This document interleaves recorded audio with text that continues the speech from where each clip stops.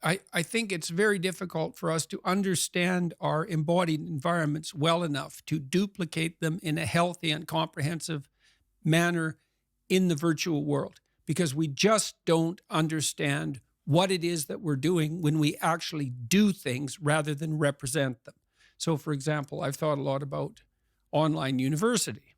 Okay, so then you could imagine, well, you can certainly imagine online lecture courses.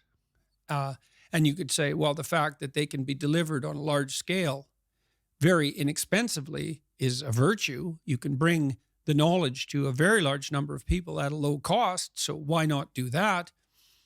And so that's half the university. And then you could say, well, imagine that you generated a system of universal tests, which is a possibility. And that means you could bring accreditation to everyone at a low cost as well. And that's that. University's online. But that presumes that you know what the university is, and you don't. Because, well, here's some other things the university is. An excuse for a credible excuse that's socially sanctioned for young people who have not yet established a career goal to adopt an identity of upward striving for 4 years away from their parents while they meet a new group of friends. Like, that might be 90% of the university for all we know, because it's certainly, for me, for example, when I went to college, I left home when I was 17, and I left this small town I had grown up in. And in many ways, I left the peers that I had been associating with. Now, a couple of them came to college with me, so I had a toehold there. But I made an entirely different group of friends, and they were friends whose goals were quite radically different from the friends that I, let's say, in some sense, left behind. Well, the reformulation of my peer network might have been the most important part of the first part of my education. Now, I was fortunate at this place. It was called Grand Prairie College. I had 7 professors, 7, which is really good, who really loved to teach. And so I also learned a lot in the formal sense.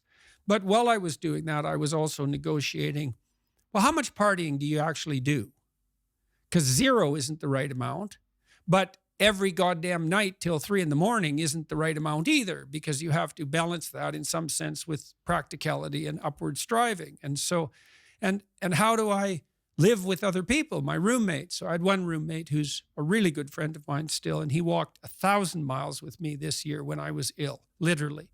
So I really liked living with him because he was a tough guy, worked in lead smelters, and he was a cowboy, and he was a tough guy, 4 years older than me, about 3 years older than me. He'd come back to school after bouncing around through these like tough working class occupations. And he had his feet on the ground in lots of ways. And I really liked him as a roommate because I'd buy some groceries and then he'd buy some groceries, or I'd make dinner and he'd make breakfast. And none of that was ever explicitly negotiated. He was just very aware of this reciprocal altruism, technically. He was very good at, we were both good at tracking our mutual obligations and fulfilling them. So we had a very peaceful relationship. I lived with him for a year and then a little bit at different times and in different places.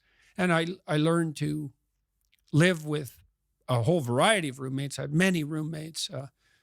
We had a kind of a frat house in the first college I went to, and I think anywhere from 6 to 20 people lived there depending on the week. It was ridiculous. It was way too much fun.